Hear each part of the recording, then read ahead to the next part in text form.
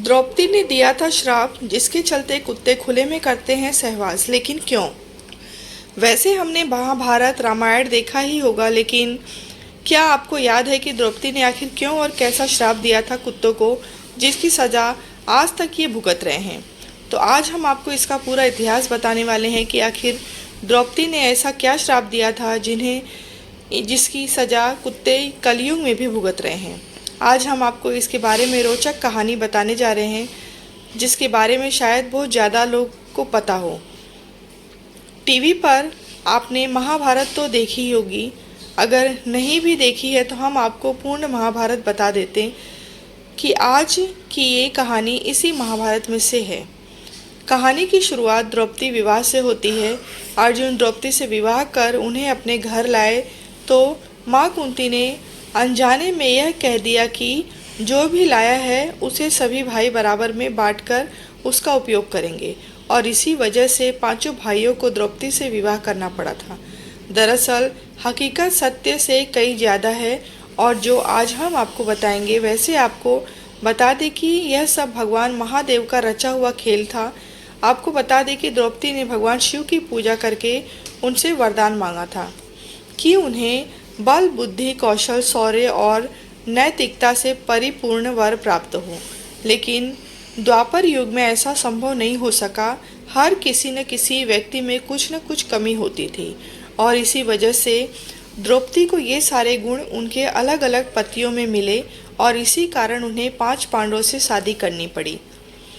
जब अर्जुन ने द्रौपदी को शादी करके घर लाए तो इसी कारण अनजाने में माँ कुंती के मुंह से निकल गया कि इसे आपस में सब बांट लो, और अपनी माँ कुंती का मान रखने के लिए पांडवों को द्रौपदी से शादी करनी पड़ी। और इसके बाद पांडवों में यह निर्णय लिया गया कि प्रत्येक वर्ष किसी एक ही पांडव के साथ अपना समय व्यतीत करेंगी, और जो कोई भी इस निर्णय का दुरुपयोग करेगा उसे 1 वर्ष तक वनवास जाना होगा। और जब भी द्रौपदी किसी पांडव के साथ अकेले में समय व्यतीत कर रही होती हो तो दूसरे पांडव को उस कक्ष में आना वर्जित था। इसी दौरान एक ऐसी घटना घटित हो जिसकी वजह से कुत्ते को यह श्राप मिला कि सहवास करते समय उनको पूरी दुनिया देखेगी।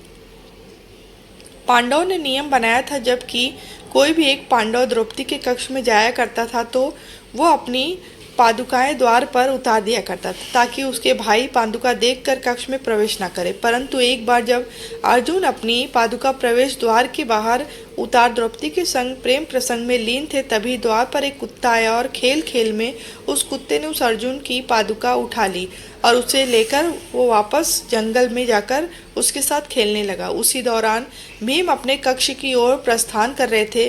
उन्होंने देखा कि द्रौपदी के कक्ष के बाहर कोई पादुका नहीं है, और वो द्रौपदी के कक्ष में प्रवेश कर गए।